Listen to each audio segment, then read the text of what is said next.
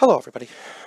Today we are going to be reviewing the most recent installment in the Scream franchise, Scream 6. Now, let me just say, this movie was off the hop. This movie was exceptionally better than the previous one, the requel, if you want to call it that, or Scream 5, whichever one you feel comfortable with. But they renamed this Scream 6, so I guess they weren't really trying to fool anybody with necessarily considering the last one Scream 5, I suppose. I don't know, it's kind of weird how these requels work, right? Like, it's not like it's the first movie where they've ever done it before, because we've seen it in the Fast and Furious franchise.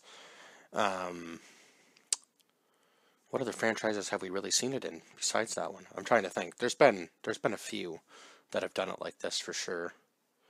I'm just trying to think of which ones have really done it that haven't been like a reboot. So let's just say the killers in this one did not care. Now, unfortunately, Neve Campbell was not did not reprise her role as Sidney Prescott in this film. They said that she had, once they knew that there was a new Ghostface killer in New York now, she went somewhere safe with her kids. So she's kind of just separated from this film completely. She's moved on, and she doesn't want to be a part of whatever's going on, right? I guess she feels like the end of it in Woodsboro was the end of it for her. She doesn't want to be anywhere near it. Now, I kind of feel like she might return for the seventh film. Who knows? I'm not even sure what they've got. Let's just see maybe what they've got planned for the seventh film. If it'll even come up. I know it's been greenlit, but whether it'll be up on IMDb yet or not, I don't know. I'm not seeing anything here. Scream Before You Die. That's a totally different movie. Yeah, I'm not seeing. Let's just type in Scream 7 and see what comes up, because it says. Yeah, there's some fan films, but I'm not seeing anything else about a Scream 7. Oh, maybe? Okay, so it says the plot is in development, but there's no cast or crew members yet. Now, I would imagine some of them will be returning, obviously, right? It would just make sense that they would be. And we did have some people kind of come back from the older films. Now, obviously, Billy Loomis was a more prominent part of the film, I would say, because it seems like Sam is kind of coming into like her killer mindset a bit more throughout this film, and she's kind of questioning whether she really is a sane person or a psychopath, I would say. And I think at the very end of the film, it kind of proves which side she chose, which is funny. I feel like she's kind of more becoming Billy as the film progresses. So I enjoyed this film more because there was far more character development in this film. Now, as I'm saying that, it makes sense because in the first one we were kind of introduced to a whole new cast of characters. So this is kind of the introduction in the requel, right? And now we're established with these characters a bit more, so we can develop them a bit more and kind of have more of a storyline to them. It makes sense, especially when it seems like in these movies a lot of these people are just invincible, and I do like that because it kind of brings that like small bit of comedy to these movies, which was kind of the point of them, because it's supposed to be like a movie within a movie based on the franchise of these stab movies, which is in the Scream movie. So the Ghostface killer is actually coming from the movie within the movie. It's just like genius filmmaking as far as Wes Craven. Yeah, the way Wes Craven did these films, they could continue on for, God, 10 or 11 or 12 films even, because you can always have some sort of shift in the story that doesn't seem too far-fetched. You know, if you know what I mean, like you can always introduce a new character, a new family member or something, or yeah, so on and so forth that you didn't see coming, sort of thing. So it is very interesting. Now, there is a few fan theories One of them, I guess we can squash right off the bat, that Kirby is one of the killers. Because at the very end of this film, we now know that she is not. She is not one of the killers, and the cop who she was working with at the station in New York, I kind of suspected him a little bit. Um, just because he almost had the Ghostface voice without even actually using the voice changer like the rest of the killers do. Um, so yeah, the opening scene actually starts with Samara Weaving, who, now the directors are Matt Bellinton Olfen and Tyler Gillette, who are part of a... Now, what else have they directed? They did the Ready or Not movie, I guess a VHS film way back in 2012. So I'm going to have to watch some of their other films because I am interested in like what their other works were like. Now, Ready or Not was probably one of my favorite horror films as far as that goes. But the whole time I'm watching the opening scene with Samara Weaving, I was just like, come on, girl. You literally just came from a movie where you played hide and seek with a family who was trying to kill you, and your first instinct is to follow what the person on the phone is saying. And I mean, she was literally a teacher of a film studies class who delved more into the slasher side of things because that was the type of film she liked, and she didn't even follow her own rule of picking up the phone for one, and then clearly walking down the alley by herself was kind of a silly kind of a silly decision for her, because then it's like, oh my god, now you're trapped, and the voice slowly changes into like the Ghostface voice, the classic Ghostface voice. And they've kept the same actor who did the voice for all these movies, so it's perfect that he's still reprising that role, and he will probably go down as one of the horror goats for sure. Um, as far as the voice acting goes, that's got to be, yeah. Because he'll always be remembered as the voice of Ghostface, similar to like James Earl Jones doing the voice of Darth Vader, or what's another iconic one? It'd be like Tom Hanks being replaced as the voice of Woody in the Toy Story series. It just wouldn't work, right? Um, so yeah, where else was I going? So yeah, in the very beginning of the scene, one of her film students kills her, and then he gets a phone call from what he thinks is his boyfriend, I guess, but it turns out that that's not even the case at all. So I was kind of interested to see that Tony Ravori was Jason Carvey, who was at the very beginning of the film. And we think he's the killer, and this is the first time where the killer's ever revealed. So I'm like, that seems a little too easy, right? Like, although I guess maybe playing back and forth, and then he runs directly into Tara, who is going to this, I guess, sort of frat party type deal. And it seems that obviously Sam's a lot more protective. She doesn't want Tara leaving the house or going out alone type thing. And Tara says to her eventually, you kind of have to let me live my own life. I got to go to college and so on and so forth. We can't keep living in the past due to what happened to you. Like, let me do me, you do you sort of thing, right? There's nothing wrong with protecting me, but you can't be overbearing with it.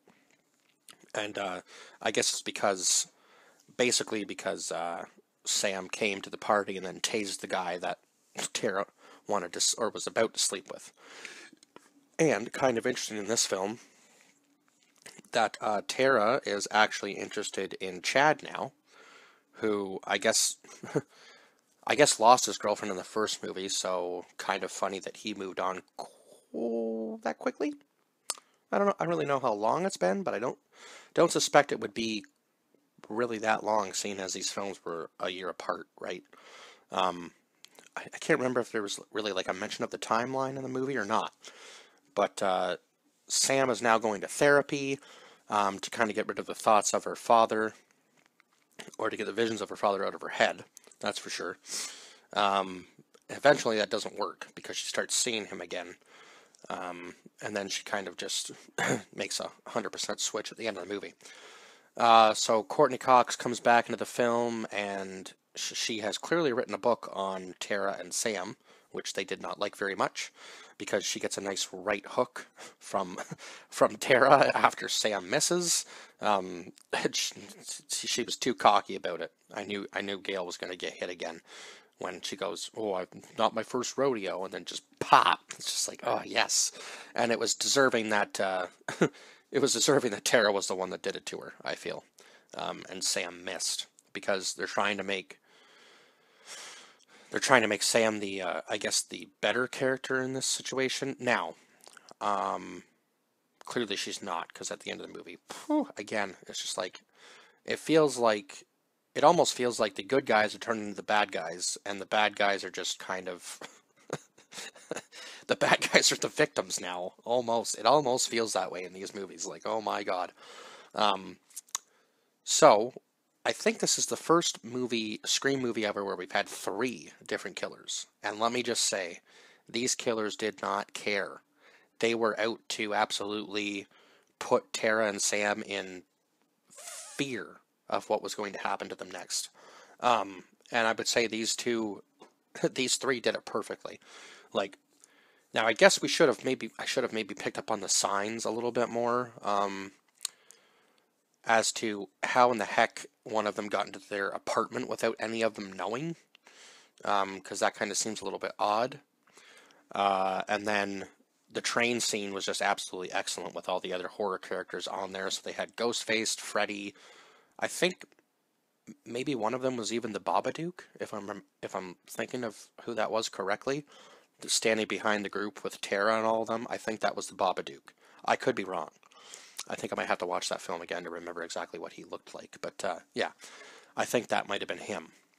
It was either that or the Sandman, maybe. That could have been who it was.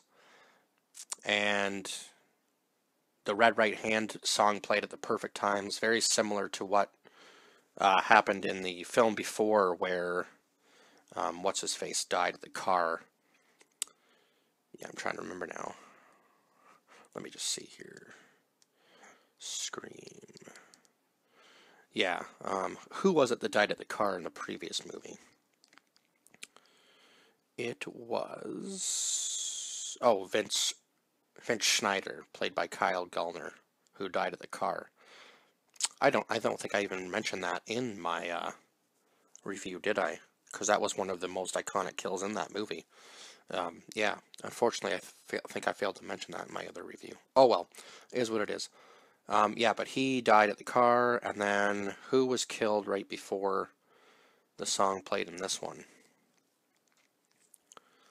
Somebody dies, and the other movie was the first movie where Tara gets stabbed before the opening credits, but lives.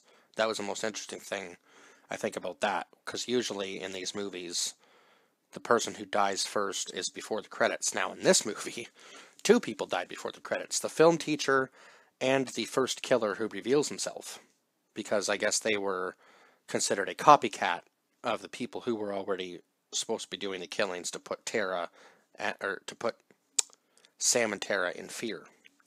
Now let's just say this.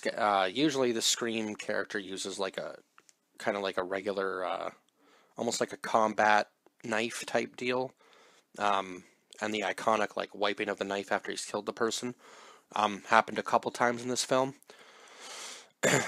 So yeah, there was the cop, and then the 2 roommates. So we had Chad's roommate, who was Ethan Landry, played by Jake Champion, and then we had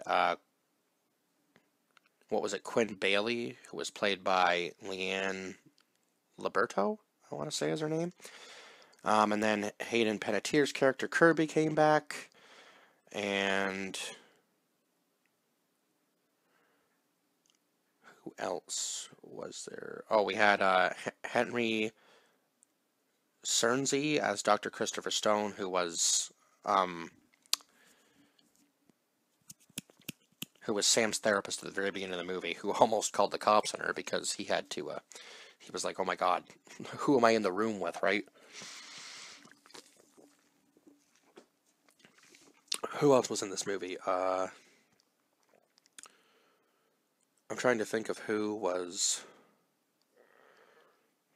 Oh yeah, Josh Segarra played Danny Brackett, who was the cute guy from across the hall who was Sam's new love interest in this movie.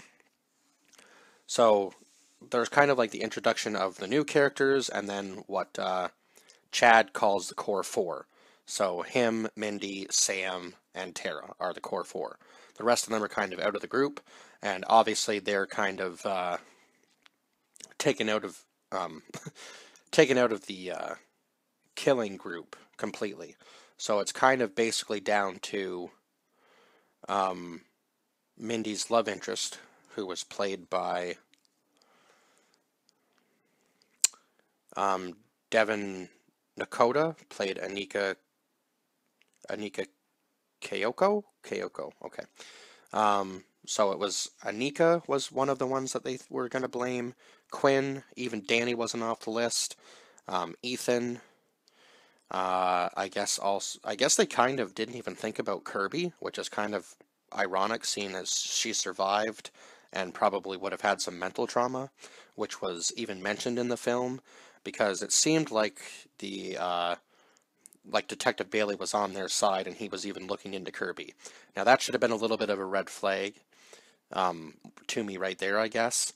And there was this whole shrine set up of all the previous killers that Gale ended up finding. And so whoever was taking these masks was leaving all the old masks behind of the 9 previous killers and had like all the weapons collected, the suits that the killers wore, photos, documents, all sorts of things on all of the people who were in the previous, who were previous victims, basically, and previous killers had like all that info on them. And Billy's was the only one that was in the glass case with the knife in his hand with the blood still on it, because he was the original killer along with Stu. But he was the most iconic of them all because he was actually a legitimate psychopath, and he kind of had Stu was kind of the sidekick who was just kind of along for the ride, right? In the original movie. And it was kind of funny. My buddy actually mentioned to me that the people who die before the opening credits always seem to be a blonde person. But I was like, oh yeah, I guess that is kind of true because the the or a blonde girl, I guess, because Drew Barrymore dies before the opening credits in the first one. I can't remember who it was that dies before the opening credits in the second one, but I'm assuming it was somebody else blonde. Um, and then who dies before the opening credits of the third one? And then the fourth one, it was the 2 girls that were actually watching the stab movies that ended up dying, right? And they were both blonde, so it's just like, oh my god. Um, kind of funny. And then in the last one, who was it that died before the opening credits? No, that was the first one where somebody didn't die before the opening credits, right? And she was brunette. So, I guess that makes sense as to why maybe she was kept alive. Kind of interesting. So anyway, what was I just saying before all that? Oh my god, I lost my train of thought.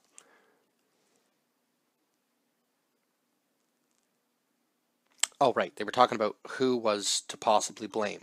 And then the theater set up with all of the, yeah, with all of the masks and so on and so forth. And these masks looked more worn out, right? Which made sense as to finding out whose masks they were from the original movies. Obviously, they would have had a little more wear and tear on them and so on and so forth. But these killers moved fast, man. Like, he used a shotgun in the store, like, literally just chases Sam and Tara down the road in the middle of the night, walks right into the store, stabs the guy. People are running out. The store owner fires a shotgun at him. He misses. Tries to find where this Ghostface character is. All of a sudden, he's getting stabbed and then shot with a shotgun. So Ghostface was just on like steroids almost in this movie, because even when he is in their apartment, he ends up flipping. What's her face, Anika, off of the ladder, and she just hits like a trash can. I mean, she'd already been stabbed at that point, so she was like coughing up blood and stuff. So I kind of figured she wasn't going to make it. But yeah, she gets flipped off the ladder and killed. There were a lot of kills in this movie, so I am interested to watch the kill count video on this movie, and I might even go back in and go back in and watch it again just to see how many kills there actually were, because it seemed like this was just like kill after kill after kill after kill. There was no there was barely any time between each kill to even have like a sit down moment and go, who's next? It was just like, this is the next person all of a sudden. Just so that, yeah, I felt like these were the most brutal probably kills of all. Especially when there's 3 killers, so I guess they can be in more than one place at once, right? Because you got the cop, and then the son and the daughter, and then we always find out at the end how they are connected. So when they get them in the theater, Detective Bailey calls and says, you got to get out of there, Kirby's the killer. And right then I'm like, that's too obvious. It can't be Kirby. Kirby feels too obvious now. And then they realize that they're locked in the theater, and then all of a sudden Detective Bailey ends up being the one who is the leader of the other 2 killers, who are Ethan. So Ethan was Chad's roommate, and Quinn was obviously Sam and Tara's roommate. So they infiltrated them based on the ads, and it was just easy to, I guess, it seemed too easy for them, right, I guess. And they were definitely a different breed because they could work on 3 different grounds, so they were going to know where everybody was at all times because their dad was a cop. So it just made sense. Made it a lot easier for them to get around and so on and so forth and kind of stay undetected, and yeah. So Detective Bailey shoots Kirby. You think she's probably dead. And then the ending scene was just a fight between the 2 families. So we find out that they are actually Richie's family, which is kind of very similar to what happens from the first to the second film, where Billy's mom and this other killer are trying to get Sidney Prescott. So now it's Richie's family who is trying to get after Sam and Tara. So I almost thought that Tara was going to die in this film, and I'm like, that seems too quick, especially when the next films are greenlit.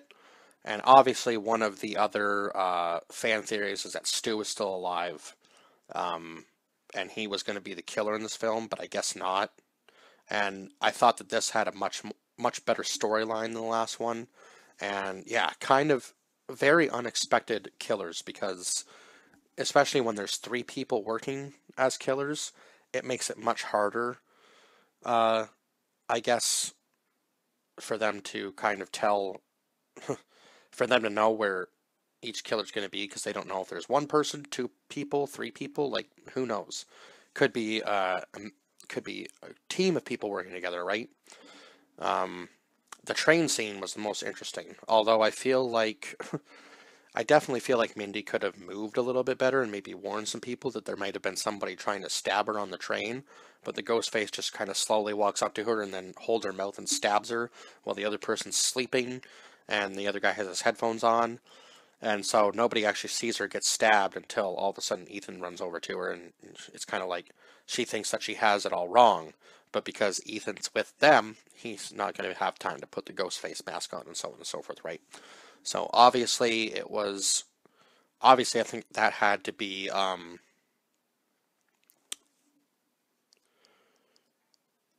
Quinn that was on the train that ended up stabbing Mindy.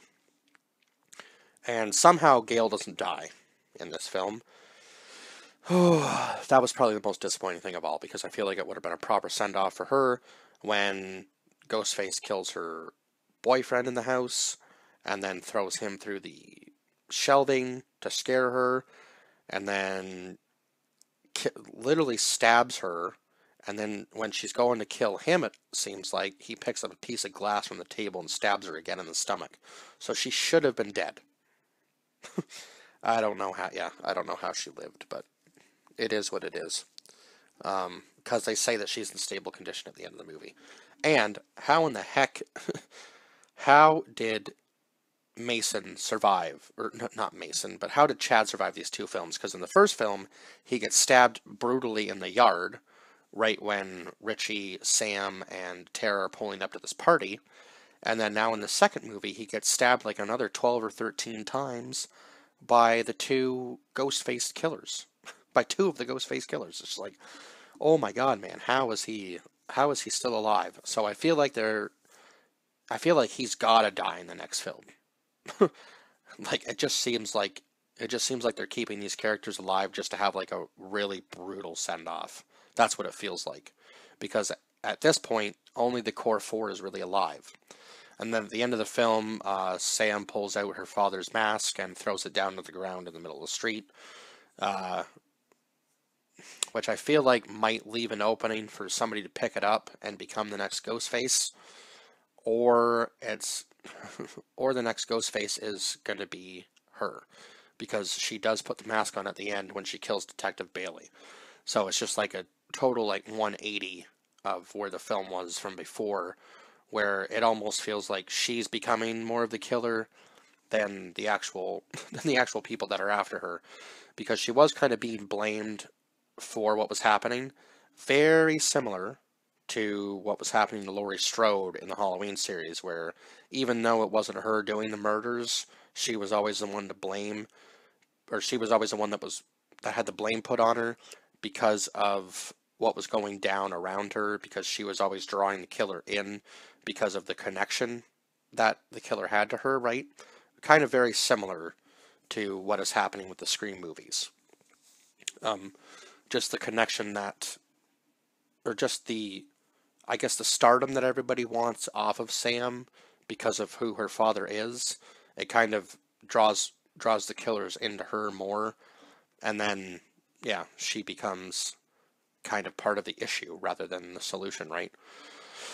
Which is why Laurie Strode ended up moving herself to a very secluded location where she wasn't around anybody, so she wasn't putting anybody else in danger.